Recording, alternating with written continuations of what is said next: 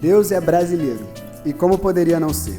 Meu Brasil, país do verde abundante, da diversidade e da mistura de todas as cores com o azul do mar. Uma verdadeira aquarela de belezas naturais. Povo alegre, que curte o sol numa praia ou numa cascata do Iguaçu. Conhecidos pelo nosso carisma, pela nossa malemolência, é um povo que encanta, do Oiapoque ao Chuí. Mas como dizem por aí, o melhor do Brasil é o brasileiro. O brasileiro é aquele cara que não tem tempo ruim, aquele cara que resolve qualquer parada e que tá pronto para qualquer coisa que você precise. O brasileiro tá aí para se alegrar com você em qualquer circunstância. O brasileiro é capaz de viver todas as realidades de uma só vez.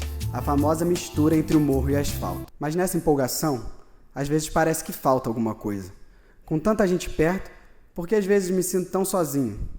Por que tudo começa com uma festa, mas eu não consigo chegar no final? A gente tem tudo, mas às vezes parece que eu não tenho nada.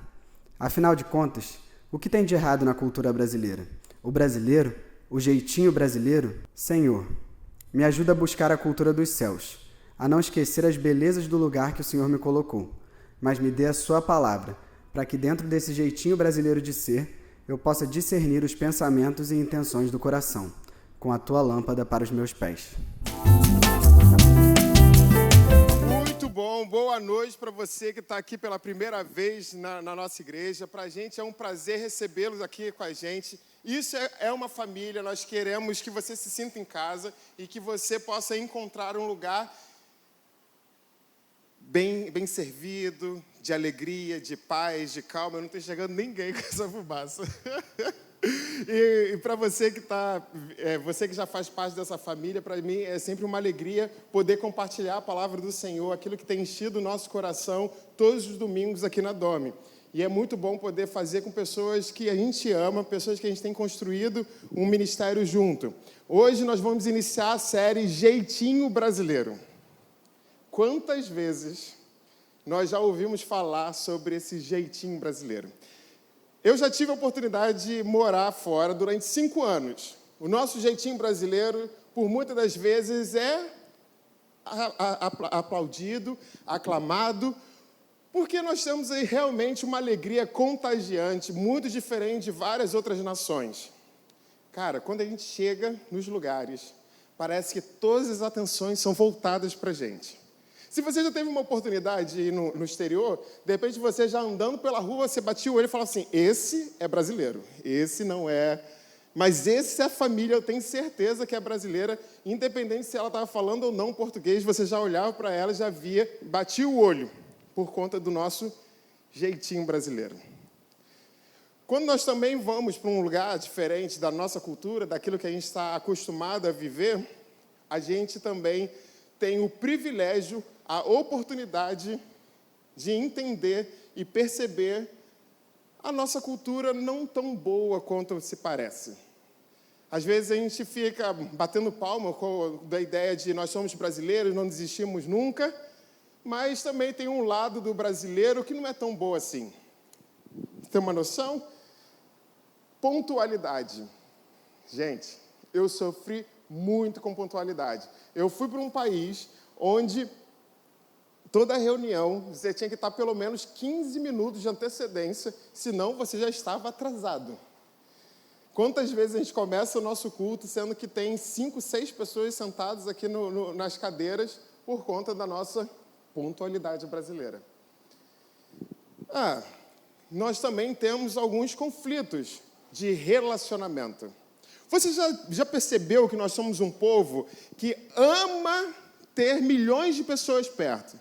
É o povo que valoriza a quantidade de seguidores no Instagram, aquele que valoriza um aniversário no restaurante com aquele mesão com 60 pessoas lotado, é aquele pessoal que valoriza quantas pessoas te ligaram no seu aniversário, mas acaba se esquecendo do valor que tem de um relacionamento verdadeiro. Acaba que nós somos de todo mundo, mas no fim das contas nós somos de ninguém. Esse é o nosso jeitinho brasileiro. E o fato de nós sermos de ninguém, acaba que a gente não cria laços, não cria identidade com ninguém e não cria raízes nos nossos relacionamentos. Existe uma ferramenta hoje na nossa sociedade que está simplesmente acabando com os nossos relacionamentos.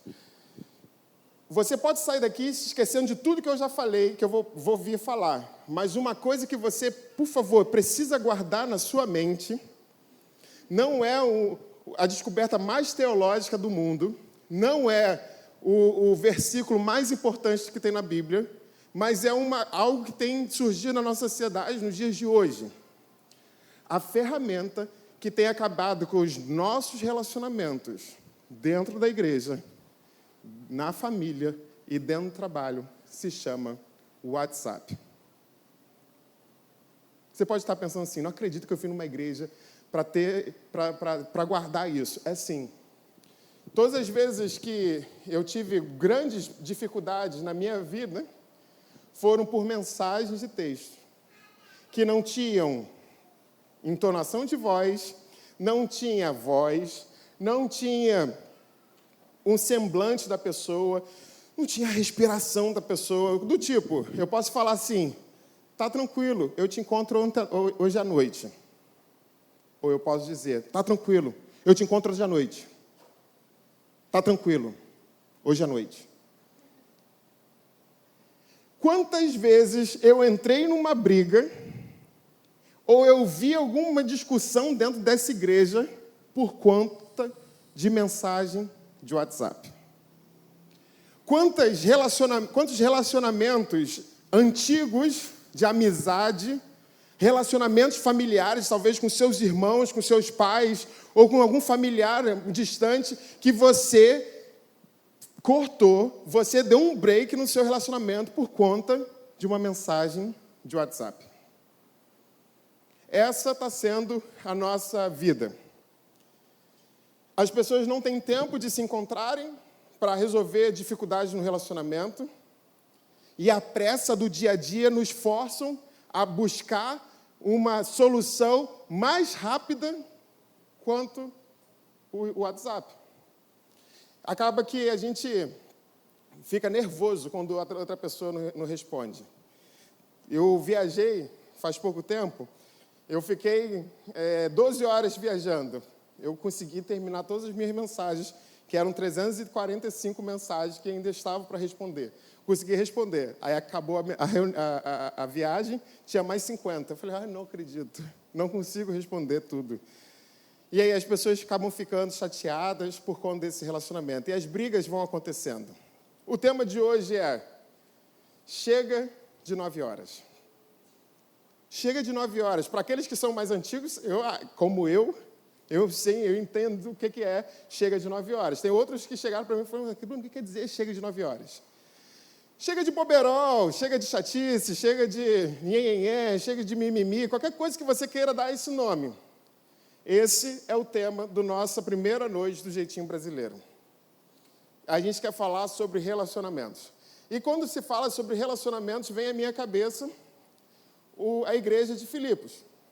É uma igreja que tinha uma coisa muito interessante, muito boa, uma característica muito boa, que a gente consegue lá em Filipenses 4,15.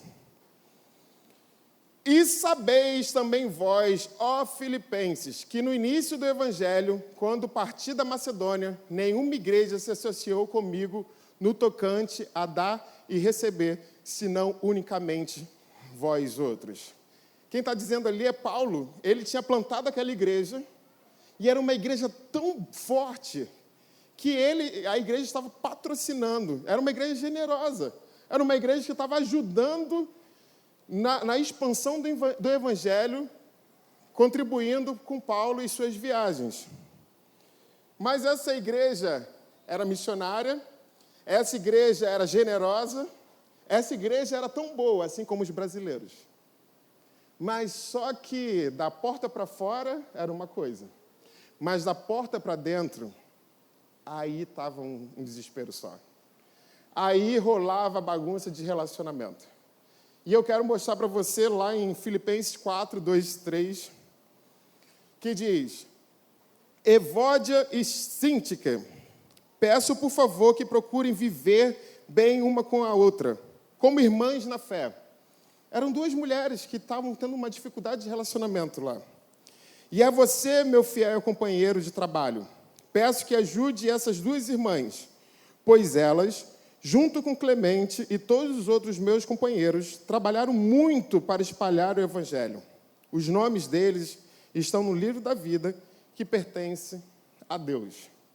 Nessa passagem a gente consegue ver duas pessoas que eram fortes, influentes, trabalhadoras. Talvez seja o perfil de crente que você possa ter como ideal. É aquele que não senta no banco, só fica esquentando do banco, mas eram pessoas trabalhadoras que estavam a serviço do Senhor para que o reino pudesse crescer. Mas elas estavam passando dificuldade no relacionamento delas. Quero ler também Filipenses 1:27. Agora, o mais importante é que vocês vivam de acordo com o Evangelho de Cristo.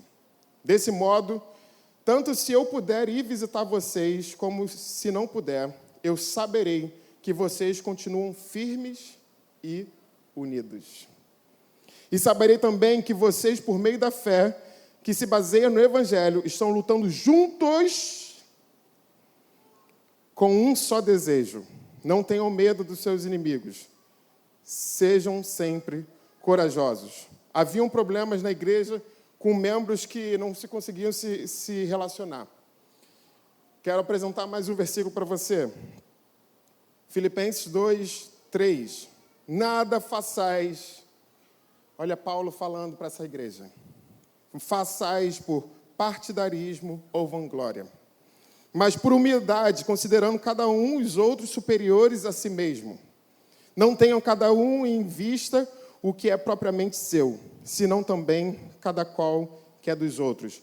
Dentro da igreja, eles estavam passando por uma dificuldade, porque a panelinha, as briguinhas, o partidarismo, a minha teologia, a minha galerinha que faz, o meu time, o meu pequeno grupo.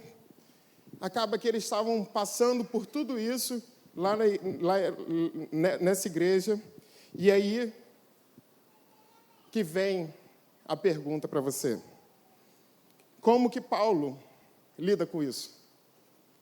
No meio dessa confusão toda que a igreja estava passando, apesar de ser uma igreja boa, missionária, estava rolando essas dificuldades de relacionamento dentro da igreja. Como que nós podemos lidar com isso através de Paulo? Paulo introduz para a gente um texto que é um texto que traz à tona a doutrina de Cristo para a nossa vida. Ele simplesmente usa a teologia para explicar todas as questões de relacionamento que aquela igreja estava passando. E esse texto nos ajuda a perceber e entender em Cristo como que nós devemos passar por dificuldades de nosso relacionamento dentro da igreja, dentro das nossas famílias e dentro dos nossos trabalhos. Eu preciso da sua atenção ao ler esses versículos que estão em Filipenses 2, de 1 a 11. Se há, pois, alguma exortação em Cristo, alguma consolação de amor, alguma comunhão do Espírito, se há entranhados afetos e misericórdias, completai a minha alegria de modo que penseis a mesma coisa. Tenhais o mesmo amor, sejais unidos de alma, tendo o mesmo sentimento. Nada façais por partidarismo ou vanglória, mas por humildade, considerando cada um os outros superiores a si mesmo. Não tenha cada um em vista o que é propriamente seu, senão também cada qual o que é dos outros. Tende vós o mesmo sentimento que houve também em Cristo Jesus. 6. Pois ele, substituindo-se em forma de Deus, não julgou como usurpação o ser igual a Deus. Antes, a si mesmo se esvaziou, assumindo a forma de servo, tornando-se semelhança de homens e reconhecido em figura humana. A si mesmo se humilhou, tornando-se obediente até a morte e morte de cruz. Pelo que também Deus os exaltou sobremaneira e lhe deu o nome que está acima de todo o nome, para que o nome de Jesus se dobre todo o joelho, nos céus, na terra e debaixo da terra, e toda língua confesse que Jesus Cristo é o Senhor, para a glória de Deus Pai. Esse texto a gente consegue perceber muitos pontos e nuances que vão nos ajudar no nosso relacionamento, no nosso dia a dia. Nós temos, como perceber em Filipenses, três filosofias, talvez, de vida. A primeira filosofia, está lá no próximo versículo. Pois para mim viver é Cristo e morrer é lucro. Aleluia! É o nosso primeiro. Jesus Cristo está lá em primeiro lugar das nossas vidas. O segundo é que você está em primeiro lugar. Filipenses 2, 21. Pois todos os outros se preocupam com os seus próprios interesses e não com os de Jesus Cristo. O eu. Deixou de ser Deus, passou para ser o eu, as minhas vontades. E o terceiro, o outro em primeiro lugar, Filipenses 2:4. Que ninguém procure somente os seus próprios interesses, mas também o dos outros. É muito difícil você conseguir colocar Jesus em primeiro lugar, junto com você em primeiro lugar. Não consegue colocar. Se você resolve colocar em primeiro lugar você, o outro em segundo lugar e por último, fica a figura do Senhor Jesus na sua vida. Ou você resolve colocar o outro na frente, Jesus em segundo e o eu lá atrás. Mas a ideia bíblica para as nossas vidas é que nós temos que buscar, em primeiro lugar, o Senhor Jesus. O segundo lugar, os outros. E lá em terceiro lugar, o eu. Às vezes, num momento de conflito, de perturbação, a gente acaba embaralhando tudo isso na nossa cabeça. A perspectiva do eu vai lá para frente, do outro vai lá para trás, e às vezes Jesus nem entra nessa perspectiva. E é com isso a gente consegue perceber essa lógica, entendendo que para a gente viver de acordo com os ensinamentos de Jesus Cristo e viver tendo relacionamentos baseados no Senhor Jesus Cristo. Dificuldades de relacionamentos nós vamos ter. Talvez uma mensagem atravessada no WhatsApp você vai ler. Isso vai ficar ecoando no seu coração. Eu tenho pessoas, amigas minhas, que elas pegam as mensagens e ficam lendo meses, tentando entender o que a pessoa estava querendo dizer com ela, querendo saber qual foi a entonação que a pessoa usou e por que ela escreveu aquilo lá. Elas ficam meses com aquilo corroendo o coração e a alegria delas. Ficam meses colocando a prioridade completamente invertidas nas nossas vidas. E acabam que o Senhor Jesus fica em segundo plano sobre a vida dessas pessoas. Então, para ter um bom relacionamento, para você vencer essas dificuldades de relacionamento, é muito simples. Eu trouxe aqui para você porque é a coisa mais importante que a gente tem. Tende em vós o mesmo sentimento que houve também em Cristo Jesus. Quer vencer as dificuldades de relacionamento? Nós precisamos focar em Jesus Cristo e entender que a partir da figura de Jesus Cristo estão os ensinamentos, estão as ideias que nós precisamos ter para a nossa vida para passar por todas essas dificuldades de relacionamento. Às vezes o óbvio fica em segundo plano nas nossas vidas. São coisas que a gente precisa, a todo instante, lembrar na nossa cabeça. Que na hora da dificuldade, nós precisamos olhar para a cruz, olhar para o Senhor Jesus e entender o que Ele quer para nossas vidas, qual o ensinamento, quem foi o Senhor Jesus para a gente, para depois a gente olhar para as nossas situações e perceber que nós precisamos ter os sentimentos iguais da figura do Senhor Jesus Cristo. Às vezes parece ser muito difícil para você. Às vezes o mais simples é o mais complicado das nossas vidas. Mas nós precisamos ser lembrados a todo instante que nós precisamos olhar a imagem e reconhecer no Senhor Jesus qual é o nosso próximo passo em relação aos nossos relacionamentos. Eu quero que você, nessa noite, possa ser incomodado pelo Espírito Santo para perceber quais são as falhas de relacionamentos que você tem. Quais são as pessoas que você está brigado. Quais são as mensagens de farpas trocadas no WhatsApp que você teve. Quais são os buracos nos relacionamentos que você teve. Em nome do Senhor Jesus, que o Espírito Santo de Deus possa incomodar o seu coração e tratar o seu coração nessa noite, para que você possa sair daqui renovado, transformado, na certeza de que nós temos que focar na figura do Senhor Jesus Cristo, para tomar um novo passo, uma nova direção. Segundo, como que nós devemos passar por nossos relacionamentos, nossas dificuldades de relacionamentos? Nós precisamos abrir mão dos nossos direitos. Bruno, você não entende como meu marido é. Você não sabe o que minha melhor amiga fez para mim. Ela estava no erro. Você não sabe o que esse homem fez para mim. Ele fez tudo errado comigo. Para nós vencermos as nossas dificuldades de relacionamento, nós precisamos abrir mão dos nossos direitos. Quero ler com você o versículo 6 de Filipenses 2.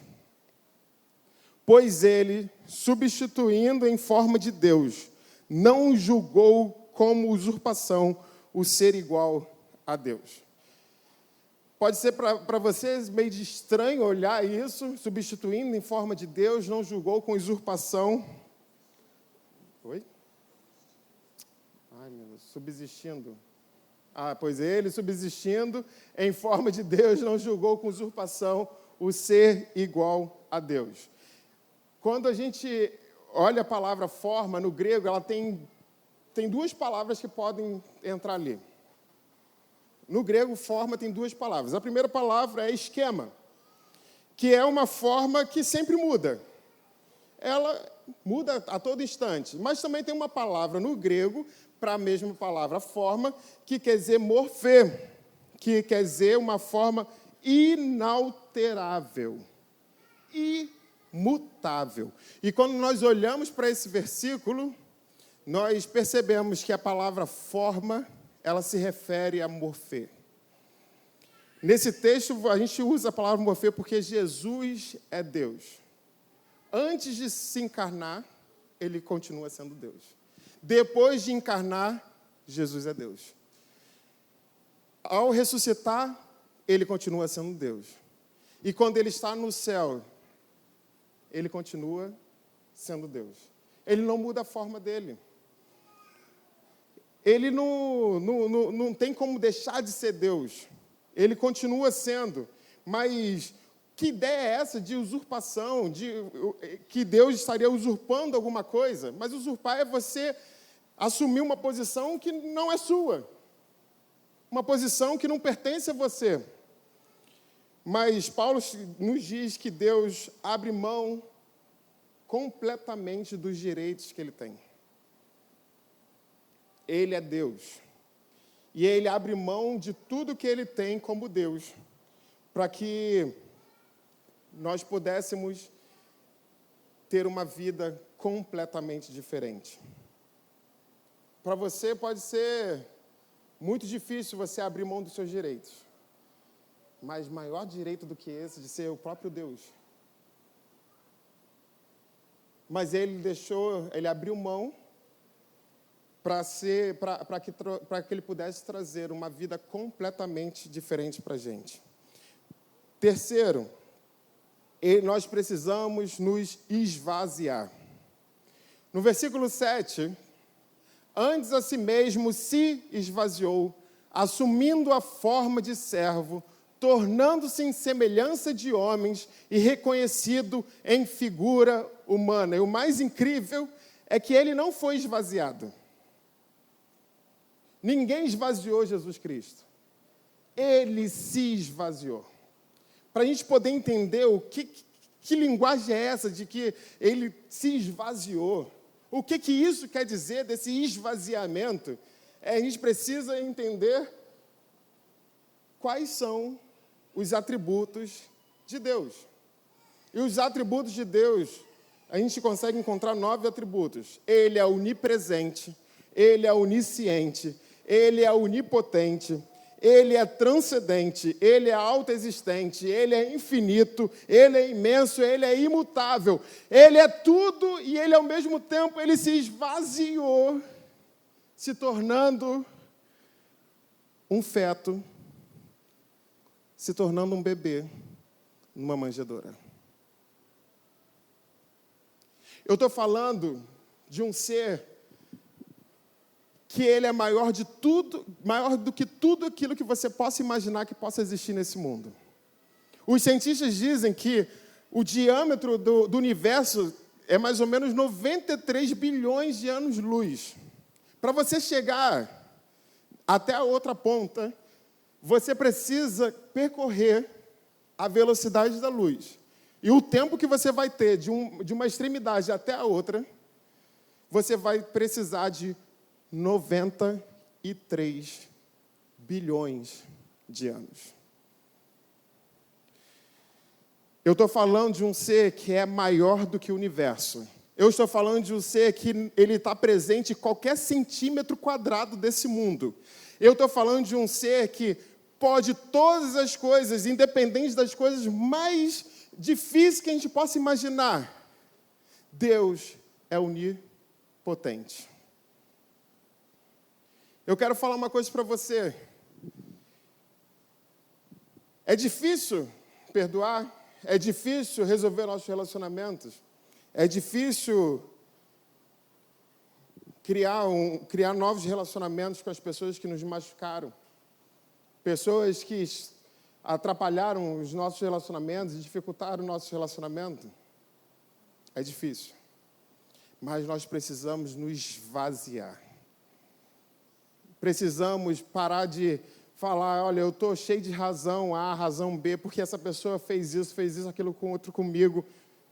Você quer viver relacionamentos vivos, fortes, presentes na sua vida? Tende em vós o mesmo sentimento que houve também em Cristo Jesus. Precisamos pegar o nosso foco e colocar o nosso foco direcionado. Você tem feito tudo errado? Você acha que tem feito tudo? Coloque o seu foco em Jesus Cristo. 4º ponto, nós precisamos ser servo. Versículo 7. Antes a si mesmo se esvaziou, assumindo a forma de servo. Servir outras pessoas é difícil pra caramba. Ainda mais pessoas que nos machucaram. É muito difícil. Mas nós precisamos entender que a sua vontade, as suas dificuldades, elas não devem ser colocadas em primeiro lugar. Por quê? É difícil pegar. Tende em vós o mesmo sentimento que houve também em Jesus Cristo. Eu estou falando de Jesus Cristo que chegou, pegou a bacia, pegou a toalha, se ajoelhou e começou a lavar os pés dos seus discípulos. Estou falando daquele que saiu da sua posição de Deus, que se esvaziou de todos aqueles atributos, assumindo a posição de homem, de bebê, que se ajoelha para lavar os pés dos discípulos. Precisamos de servos. Quer mudar seus relacionamentos? Que você possa ter essa prontidão de baixar e lavar os pés. Talvez de pessoas que te fizeram mal ou que ainda vão te fazer mal. Precisamos ser servos. Você tem servido? Você tem servido as pessoas que têm te feito mal? Você tem servido pessoas que você não consegue falar? Pessoas que talvez que no passado te decepcionaram.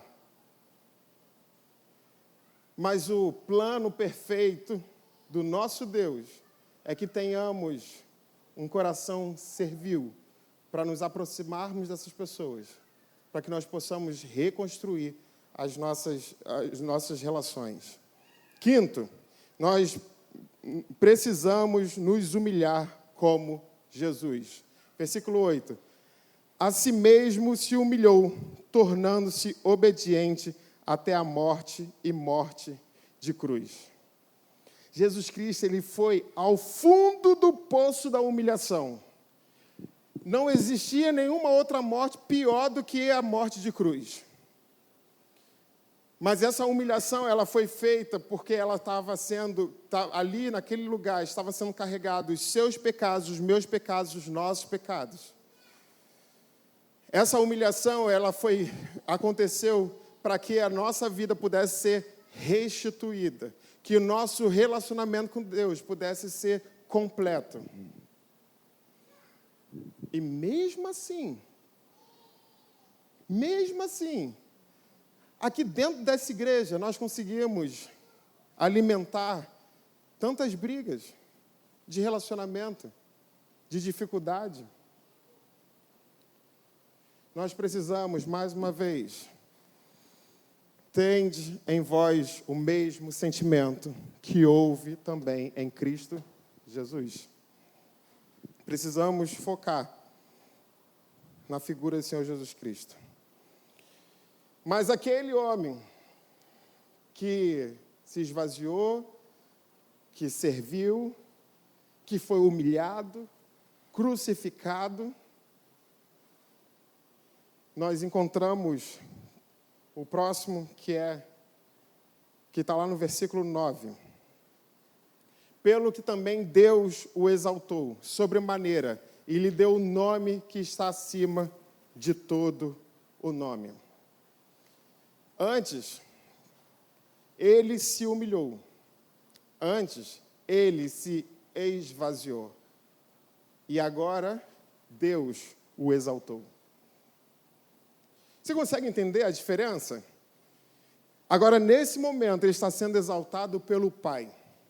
E aqui a gente encontra a exemplificação do princípio de que aquele que se humilha será exaltado.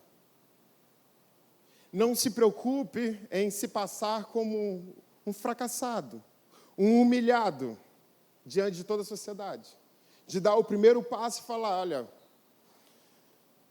isso que você fez me machucou muito. Eu não sei o que eu fiz para você, mas eu quero te pedir perdão. Se você teve, talvez, essa atitude comigo, de repente eu fiz alguma coisa que você não fez, eu quero te pedir perdão. Mas tenha certeza que quem te exalta é Deus, é o Pai, é o nosso Criador. E Jesus é um exemplo disso, que ele é exaltado pelo Pai. E Deus ama nós sermos humildes. Deus ama. Não pense que você sendo humilde, você está sendo fraco. Porque Deus odeia a soberba. Nós, como povo brasileiro, nós precisamos aprender a sermos humildes de coração.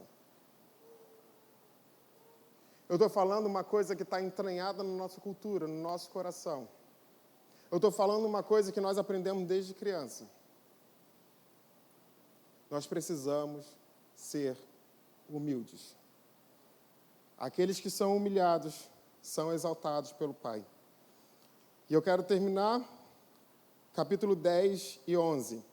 Para que o nome de Jesus se dobre de todo joelho, nos céus, na terra e debaixo da terra. E toda língua confesse que Jesus Cristo é o Senhor, para a glória de Deus.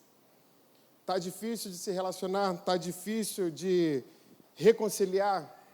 Precisamos olhar para Jesus. Nós vamos perceber que, quando nós olhamos para Jesus Cristo, nós queremos andar mais uma milha no nosso relacionamento. E Deus colocou essa imagem para a gente. A teologia, ela tem que ser aplicada nas nossas vidas. A Bíblia precisa ser aplicada nas nossas vidas. Versículo 1. Se há, pois, alguma exortação em Cristo, alguma consolação de amor, alguma comunhão do Espírito, se há entranhados afetos e misericórdias. Se nós tirarmos aqui tudo isso, sabe o que vai nos restar? Mágoas, feridas, decepções, amarguras. Talvez são coisas que você tem acumulado no seu coração. Versículo 2. Completai a minha alegria de modo que penseis a mesma coisa. Tenhais o mesmo amor. Sejais unidos de alma, tendo o mesmo sentimento.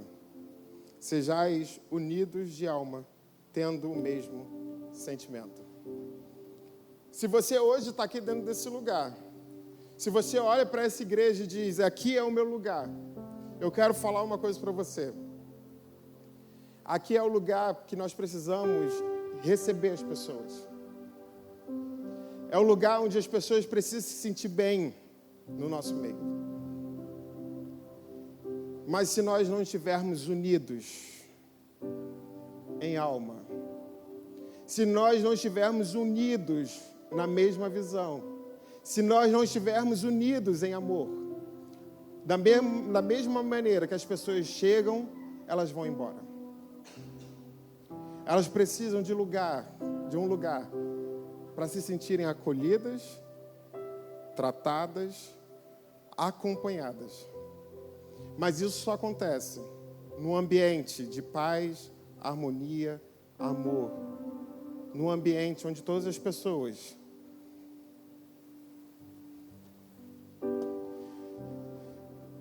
têm um foco em Jesus Cristo.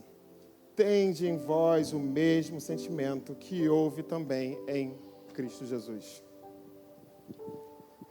Nós sonhamos com uma igreja aberta a todas, mas uma igreja que ama e que anda unida. Nós sonhamos com famílias que andam unidas. Nós sonhamos com amigos que andam unidos. Nós sonhamos com pessoas que tiram do peso as costas, as brigas de relacionamento, que focam no Senhor Jesus Cristo e que resolvem andar mais uma milha, porque aquele que foi mais humilhado foi humilhado em favor de você. Aquele que se esvaziou em favor de você. E por isso nós nos humilhamos, por isso que nós amamos, por isso que nós perdoamos, por isso que nós queremos construir uma vida completamente diferente. Que você possa sair daqui estimulado, desejoso de ligar hoje à noite para a primeira pessoa que vier na tua cabeça, tomando a decisão de dizer, olha, quero e preciso passar uma régua em tudo que a gente já viveu e reconstruir uma vida com uma perspectiva em Jesus Cristo. É difícil pra caramba, mas é possível. Que Deus possa te abençoar nessa decisão e que Deus possa incomodar o seu coração agora nesse momento. Quero convidar você a cantar essa canção com a gente. E nos próximos minutos dessa canção, nos primeiros minutos dessa canção, você possa ter um momento entre você e Deus. orando, pedindo ao Senhor, para que o Senhor possa revelar quais são as pessoas que eu preciso ligar, que eu preciso restituir os nossos relacionamentos. Que o Espírito de Deus possa agir de forma sobrenatural em nossos corações, nos trazendo à tona um coração voltado na figura de Jesus Cristo.